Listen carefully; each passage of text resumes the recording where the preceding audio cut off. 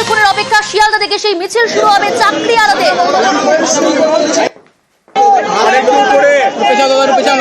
চাকরি হারাদের এই মিছিল শিয়ালদা থেকে শুরু হবে। কোথাও কোনো রকম ভাবে অপ্রীতিকর ঘটনা যাতে না ঘটে, পুলিশ কিন্তু বাড়তি নজর রেখেছে। ইতিমধ্যেই আপনারা দেখতে পাচ্ছেন সেই মিছিল শুরু হলো শিয়ালদা থেকে। শিয়ালদা থেকে কোলে মার্কেট, বিবি গাঙ্গুলি স্ট্রিট হয়ে বউবাজার থেকে বাঁদিকে যাবে, ওয়েলিংটন থেকে এসে ব্যানার্জি রোড হয়ে ধর্মতলা পৌঁছবে এই মিছিল। চাকরিহারাদের এই মিছিল, গতকালের ঘটনার প্রতিবাদে শিয়ালদা থেকে চাকরিহারাদের এই মিছিল শুরু হলো। শিয়ালদা থেকে মিছিল শুরু হলো এবং শিয়ালদা থেকে যাবে কোলে মার্কেট, বিবি গাঙ্গুলি স্ট্রিট হয়ে বউবাজার হয়ে বাঁদিকে ওয়েলিংটন এসে ব্যানার্জি রোড হয়ে ধর্মতলা পৌঁছবে এই মিছিল। আরো ডিটেল জানাবে সুদীপ্ত রয়েছে আমার সঙ্গে সরাসরি। সুদীপ্ত, আমরা দেখতে পাচ্ছি মিছিল জাস্ট শুরু হলো। একদমই প্রিয়াঙ্কা, মিছিল সবেমাত্র শুরু হয়েছে শিয়ালদা থেকে। এই মিছিল সেটা পৌঁছে যাবে একেবারে ধর্মতলা পর্যন্ত, অর্থাৎ রানী রাসমণি রোড পর্যন্ত। এটা জানা যাচ্ছে যে মিছিলের রুট কিন্তু পরিবর্তন হয়েছে। মিছিলের রুট এই মুহূর্তে শিয়ালদা থেকে সোজা বিবি গাঙ্গুলি রোড হয়ে বউবাজার হয়ে তারপর ধর্মতলা থেকে যাবে, এমনটাই বলা হয়েছে পুলিশের পক্ষ থেকে।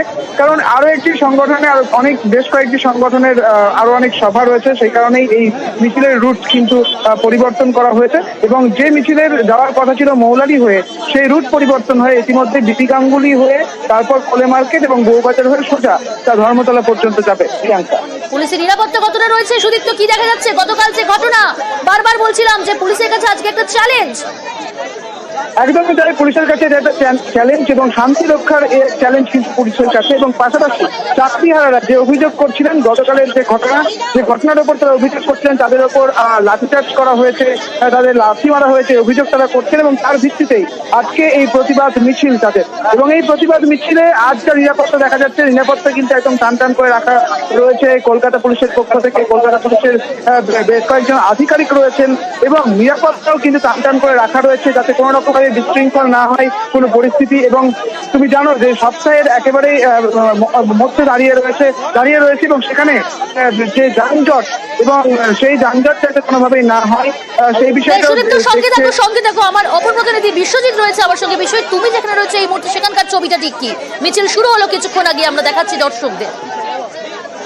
একদম মিছিল শুরু হলো, এখনো শিয়ালদা চত্বরে এই মিছিল রয়েছে এবং এই মিছিল রুট বদল করে যাবে এমনটাই প্রাথমিকভাবে সাংবাদিকদের জানালেন পুলিশ কর্তারা যারা এখানে ট্রাফিক রয়েছে। সুদীপ্তর সঙ্গে কথা হচ্ছিল, রুট বদল করা হয়েছে, কিন্তু রুট বদলের কারণ সম্পর্কে কি জানা যাচ্ছে? অন্য একটি মিছিল রয়েছে, অন্য একটি জমায়েত রয়েছে, যার কারণে যে মৌলালি চত্বর, সেই মৌলালি চত্বরে জ্যাম রয়েছে। তবে এই মিছিল সেই কারণেই রুট বদল হবে এবং রুট বদল করে এই মিছিল যাবে একেবারে, কারণ এই মিছিল মৌলালি চত্বর দিয়ে যাওয়ার কথা ছিল, শিয়ালদা হয়ে মৌলালি চত্বর হয়ে এস এন ব্যানার্জি রোড ধরার কথা ছিল। কিন্তু অন্য আরেকটি মিছিল যে জমায়েত, সেই জমায়েত রামলীলা ময়দানে রয়েছে, তার কারণে গোটা শিয়ালদা এবং যে মৌলালি চত্বর, সেই চত্বরে এতটাই তীব্র যানজটের সৃষ্টি হয়েছে। সেই জমায়েতে যারা যাচ্ছেন মিছিল করে, সেই কারণে তীব্র যানজটের সৃষ্টি হয়েছে। সেই কারণে এই মিছিল রুট বদল হয়েছে এবং এই মিছিল রুট বদল করে আপাতত মিছিল শুরু হবে। তবে এখনো এই মিছিল শিয়ালদা চত্বরেই রয়েছে, স্লোগান শাউটিং হচ্ছে, মিছিল শুরু হবে। ইতিমধ্যেই শিক্ষকেরা এসে যারা এই মিছিলে যোগ দেবেন বিভিন্ন জায়গা থেকে তারা এসেছেন। আগামীকালও একটি মিছিল রয়েছে, কাজেই আজ মিছিল যে খুব বড় আকারের হবে তেমনটা নয়। তবে অনেক শিক্ষক শিক্ষিকারা ইতিমধ্যেই এসছেন যারা চাকরি হারিয়েছেন সদ্য, এবং তারা এই মিছিলে যোগ দেবেন।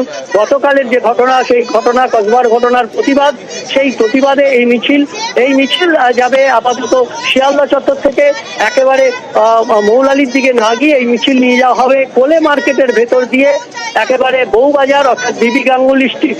বউবাজার থেকে মিছিল বাদিকে যাবে, সেখান থেকে ওয়েলিংটন স্কোয়ার হয়ে একেবারে এস এন ব্যানার্জি রোড ধরবে, তারপর পুরনো রুটেই সেই মিছিল ধর্মতলা রানী রাসমণি চত্বরে যাওয়ার কথা রয়েছে এই মিছিলে। এখনো পর্যন্ত প্রচুর পুলিশ। যেমনটা বলছো যে রুট তো পরিবর্তন করা হলো, যানজটের একটা প্রবল সম্ভাবনা। আজকে দুটি কর্মসূচি এবং আমরা দেখতে পাচ্ছি যে একদিকে শিয়ালদা থেকে মিছিল যখন শুরু হচ্ছে, বিবি গাঙ্গুলি স্ট্রিট হয়ে মিছিল এগোবে, যানজট হওয়ার মতো সম্ভাবনা, সেটা কিভাবে ঠিক করা হচ্ছে? অর্থাৎ একদিকে এই মুহূর্তে শহরের বেশিরভাগ জায়গাতেই যে যানজটের সৃষ্টি হয়েছে, মূলত রামলীলা ময়দানে যে মিছিল রয়েছে, যে জমায়েত রয়েছে, তার কারণে শহরের একটা অংশ ইতিমধ্যেই যানজটের শিকার হয়েছে। এবং আমরা দেখছি যে শিয়ালদা চত্বর তো বটেই, একেবারে পার্ক সার্কাস স্বাভাবিক রাখার চেষ্টা করছে ট্রাফিক পুলিশরা। বেশ বেশ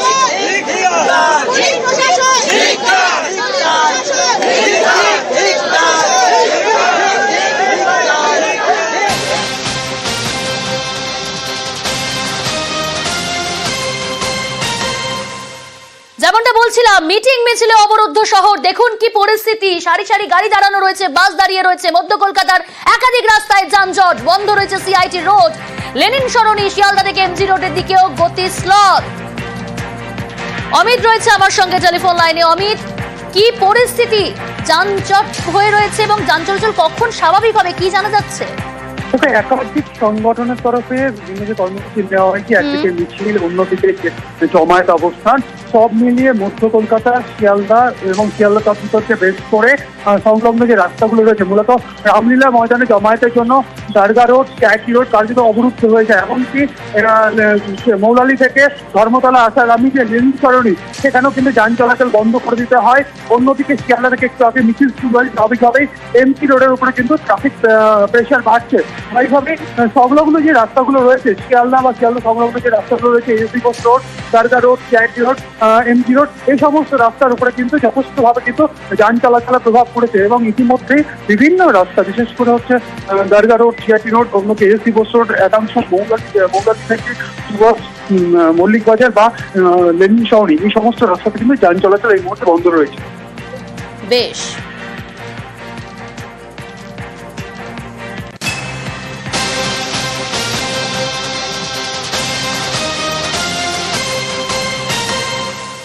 চলতি মাসে বেতন পাবেন চাকরিহারারা, আইনি মতামত নিচ্ছে রাজ্য, আইনি পরামর্শ নিচ্ছে স্কুল শিক্ষা দফতর।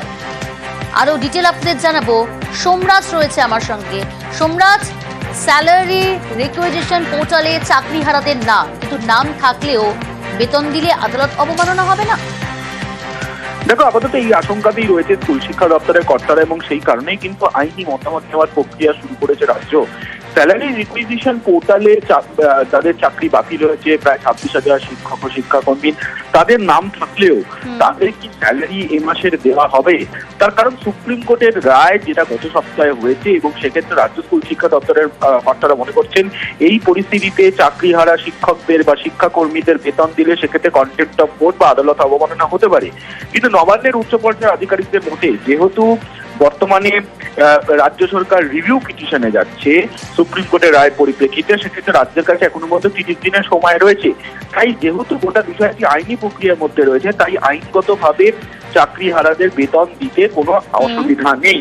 কিন্তু গোটা বিষয়টি নিয়ে রাজ্য চূড়ান্তভাবে সিদ্ধান্ত নিতে চাইছে, এবং সেই কারণেই রাজ্যের লিগাল সেকশনের কাছ থেকে আইনি ব্যাখ্যা দেওয়া হয়েছে বলে স্কুল শিক্ষা দপ্তর সূত্রে জানা যাচ্ছে।